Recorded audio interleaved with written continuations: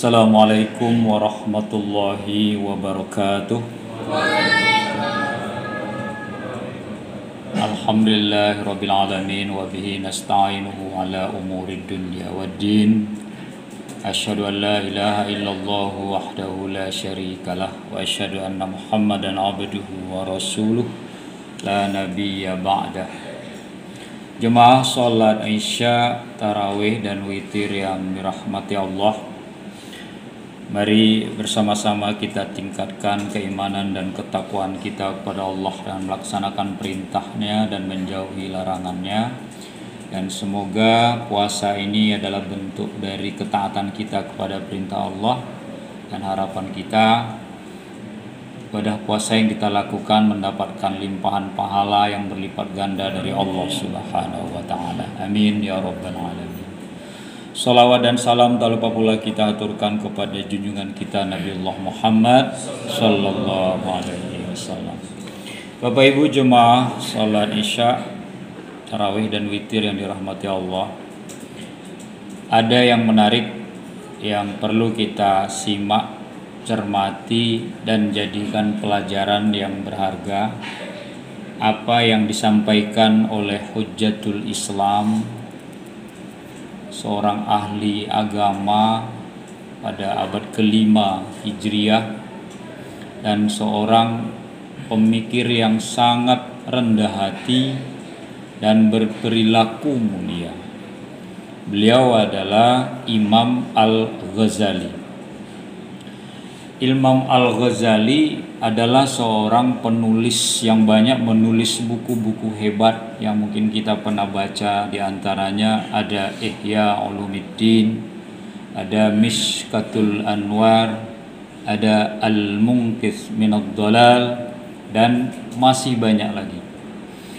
Terkait ibadah puasa, ini yang menarik sebagaimana yang saya sampaikan tadi, bahwa beliau mengatakan ada 3 tingkatan orang yang melaksanakan ibadah puasa. Tingkatan yang pertama menurut Imam Al-Ghazali adalah puasanya orang awam. Apa itu puasanya orang awam?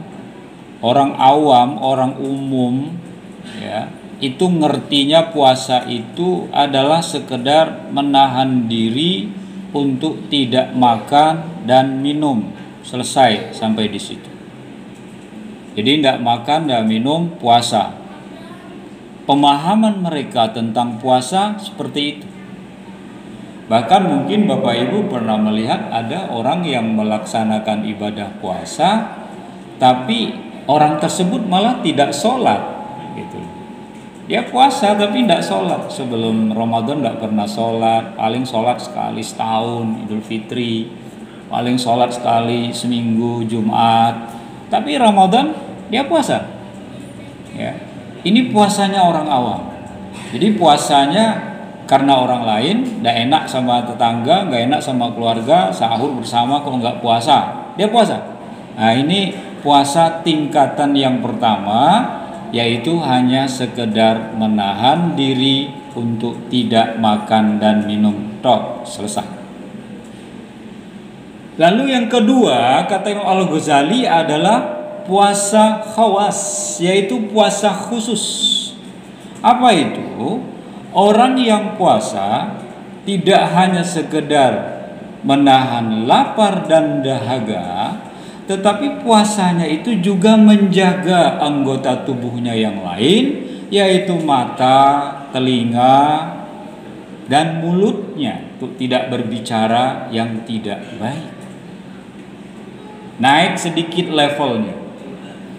Kalau puasa orang awam itu hanya menahan diri dari tidak makan dan minum, dia sudah bisa menjaga anggota tubuhnya yang lain. Dan orang itu sholat, ya, hanya sampai di situ.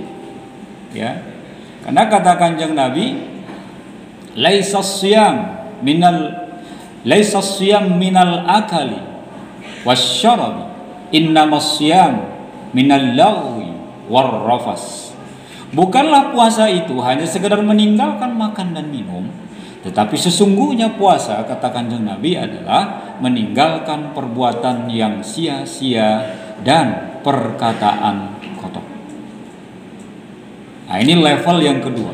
Dia bisa untuk tidak bicara kotor, untuk tidak bicara bohong, untuk tidak ghibah. Puasanya levelnya naik ke level kedua. Nah, yang terakhir ini yang kita harapkan itu, yaitu puasanya orang-orang yang terpilih. Puasa orang yang terpilih menurut Imam Al-Ghazali adalah orang yang menahan diri untuk tidak makan dan minum, orang yang menahan diri untuk tidak melakukan hal-hal yang membatalkan puasa, tetapi juga dia menyempurnakan puasanya secara total. Orang nggak ngomong keburukan selesai sampai di situ. Dia tidak, dia gunakan lisannya untuk membaca Al-Quran. Orang puasa dengan melaksanakan sholat fardu, dia banyak sujudnya dengan melaksanakan sholat sunnah. Maka kalau ada kita melihat jamaah sholat, habis sholat fardu dia bergeser, padahal dia bisa saja sholat di tempat dia sholat tadi. Itu sebenarnya dalam rangka apa Bapak Ibu? Memperbanyak tempat sujudnya. Karena tempat sujud kita nanti itu adalah menjadi bukti di akhirat bahwa kita memang ahli ibadah. Tidak harus dengan bukti kening kita hitam, itu tidak. Ya, tapi kita memperbanyak sujud. Kita memperbanyak ruku kita. Warka'u ma'arraki'in. Rukuklah kamu beserta orang-orang yang ruku, yang memang banyak ibadah sholatnya. Begitu juga telinganya, tidak hanya sekedar mendengarkan ayat-ayat suci Al-Quran mana, tetapi dia telinganya itu haus mendengar tausiah. Telinganya itu haus untuk mendengarkan nasihat-nasihat yang baik. Matanya itu ingin selalu melihat ayat-ayat Al-Quran untuk dibaca. Lisannya itu tidak pernah berhenti untuk selalu berzikir. Karena puasa orang yang level terpilih itulah harapan yang harus kita wujudkan. Kita tidak hanya sekedar menahan diri untuk tidak makan dan minum. Kita tidak hanya sekedar mempuasakan mulut, telinga, hidung kita, mata kita, tetapi kita memberdayakan semua anggota tubuh kita ini benar-benar hanya untuk mencari ridho Allah di bulan puasa. Dan orang-orang yang terpilih itu salah satunya Imam Ghazali adalah dia betul-betul ingin mewujudkan puasanya itu dengan meraih Lailatul Qadar. Tidak menunggu waktu tanggal 21, 23, 25, 27, 29 karena Lailatul Qadar itu turun pada malam ganjil. Tidak, dia total pada malam 21 sampai nanti terakhir Ramadan. Dia senantiasa i'tikaf di masjid, mencari, mengejar, beribadah untuk meraih pahala sebanyak-banyaknya. Karena kalau dapat Lailatul Qadar itu satu malam itu khairun min alfi syahrin. Ibadahnya itu nilainya 1000 bulan. Umat Muhammad usianya hanya 63 rata-rata sebagaimana usianya Kanjeng Nabi. Tapi kalau kita meraih Lailatul Qadar, satu malam saja kita beribadah, nilainya sama kita dengan beribadah 83 usia kita.